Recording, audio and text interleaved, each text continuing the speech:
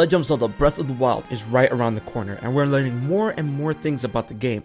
However, from what we're seeing, there are many connections the game has with other titles of Zelda past. One of the most notable is the last console Zelda before it, Skyward Sword. This video is going to take you through the most striking connections Breath of the Wild has with its older sibling Skyward Sword, so let's dive right in. The art style of Breath of the Wild can be argued to be one of an evolution of Skyward Sword, as the similarities are pretty blatant, although I can say this can be argued as the art styles for each game have different roots, as Skyward Sword had ties to Impressionist art and Breath of the Wild pays homage to Japanese animation. That being said, the artworks for certain characters in both games have an indisputable resemblance. The Master Sword's design in Breath of the Wild completely matches that of Skyward Sword's design, both the sword and the scabbard. Though Twilight Princess's design is extremely similar, there are some slight differences in the sword itself and in the scabbard. That puts these two games in the same boat and Twilight Princess high and dry. Interestingly enough, Breath of the Wild will follow in the footsteps of Skyward Sword and feature a right-handed Link, making it the second true Zelda game to feature a right-handed hero. Twilight Princess doesn't count, as the Wii port had the world flip in order to accommodate the primarily dominant right-hand users, while all of the official art and the game's canon feature a left-handed Link. There are an incredible amount of references to the goddess Hylia in this game, on the heels of Skyward Sword, including multiple statues and many placements of her symbol that would go on to evolve into the royal family crest. Note that these symbols and art references originated in Skyward Sword and has not been referenced in any other game since.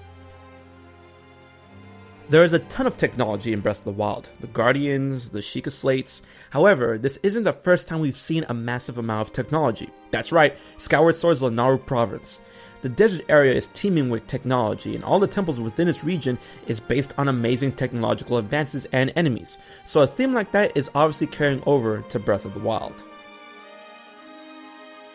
Now this is a huge one that directly mirrors Skyward Sword, and that is the springs of Hylia, the Earth Spring and the Sky Spring.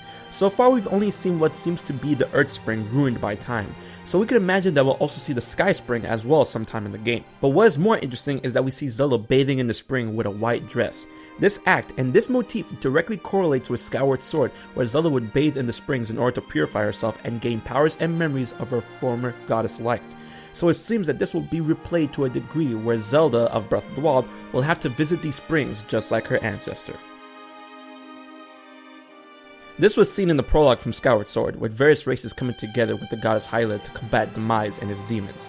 So it looks like something similar is going to happen in Breath of the Wild with the Champions of Hyrule, those who wear the proud blue that Link and Zelda also wear, as the Champion's garb has been stated that in ancient Hyrule, this garment could only be worn by those who have earned the respect of the Hylian royal family. So it seems that these individuals from multiple races are part of an elite feud that gain favor of the royal family and are indeed the Champions of Hyrule.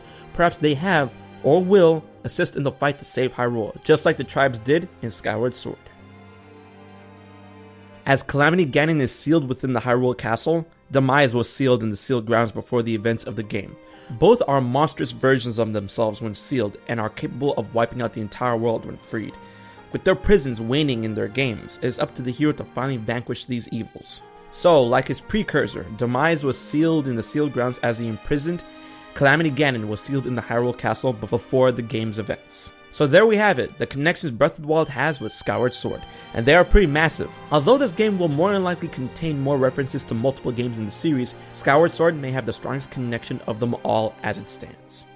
Alright guys, I hope you enjoyed that video. If you did, don't forget to like, share, favorite, and most importantly subscribe to HMK. We're almost at 100k. If I hit that before March, I'll be giving away a Switch. Also, don't forget to enter my contest where I'm giving away 3 copies of Breath of the Wild. The details are below. So guys, until the next video, I will check you guys later.